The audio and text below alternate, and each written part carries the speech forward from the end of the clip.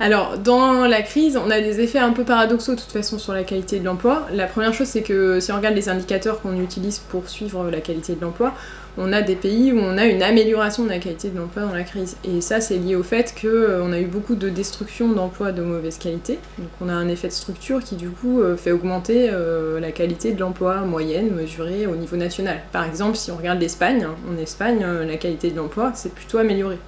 Mais c'est dû au fait qu'on a eu beaucoup de destruction d'emplois temporaires. Donc il faut se méfier un peu des indicateurs quand on les suit dans ce type de période. Il faut essayer de redescendre à un niveau plus microéconomique, plus au niveau de l'individu, pour voir effectivement comment se sont fait les évolutions pendant la période de crise. Et là, si on descend au niveau individuel, on voit qu'en général, on a quand même eu plutôt effectivement des tendances à la dégradation, qui peuvent passer par plusieurs choses, c'est-à-dire à la fois par le fait que certaines personnes, lorsqu'ils changent d'emploi ou lorsqu'ils passent par le chômage, reprennent des emplois qui vont être des emplois plus précaires ou des emplois à temps partiel. On a une montée de l'emploi à temps partiel dans pas mal de pays suite à la crise, par exemple. Donc ces évolutions-là sont des évolutions plutôt défavorables. Alors ensuite, je pense que c'est quand même toujours pertinent dans le contexte actuel de se poser la question de la qualité de l'emploi en termes de bien-être au travail.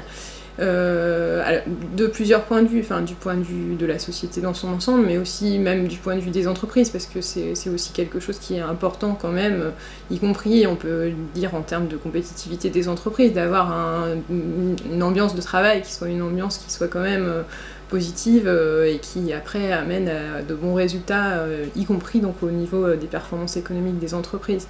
Donc c'est un problème qui reste tout à fait d'actualité, même dans un contexte difficile comme le contexte de la crise qu'on connaît aujourd'hui.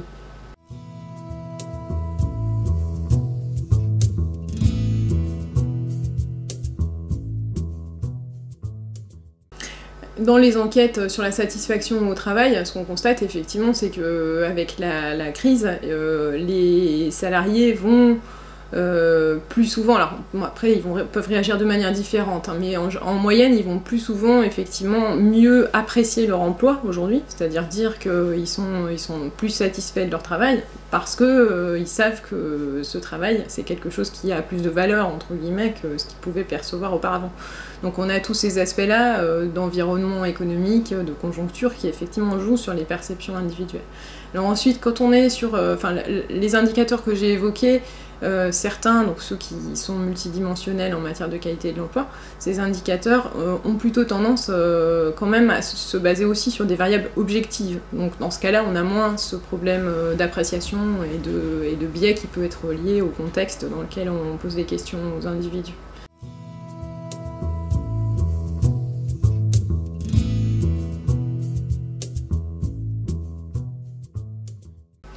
Alors c'est un projet dont l'objectif est d'examiner les liens donc, entre l'innovation, tous les types d'innovation, hein. Il n'y a pas de définition a priori, elle va se construire au fil du projet, donc ça peut être des innovations de produits, des innovations de procédés, des innovations même en matière de ressources humaines, et de voir donc, comment on peut relier ces innovations avec les évolutions de l'emploi et de la qualité de l'emploi, surtout évidemment de la qualité de l'emploi. L'idée au niveau européen, l'hypothèse qui est faite dans la perspective d'Europe 2020, c'est qu'on a un lien vertueux, c'est-à-dire que l'innovation c'est bon pour la qualité de l'emploi et que la qualité de l'emploi en retour peut elle aussi générer des innovations. Enfin, quand on est dans un meilleur contexte de travail, on va avoir une dynamique d'innovation, d'apprentissage qui va se mettre en place. Ça c'est l'hypothèse européenne. Donc ce qu'on veut faire c'est tester si cette hypothèse effectivement fonctionne ou pas en réalité dans les pays européens.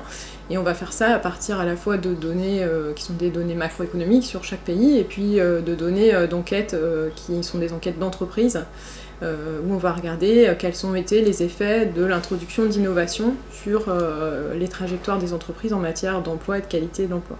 Voilà la perspective qui est retenue dans ce projet.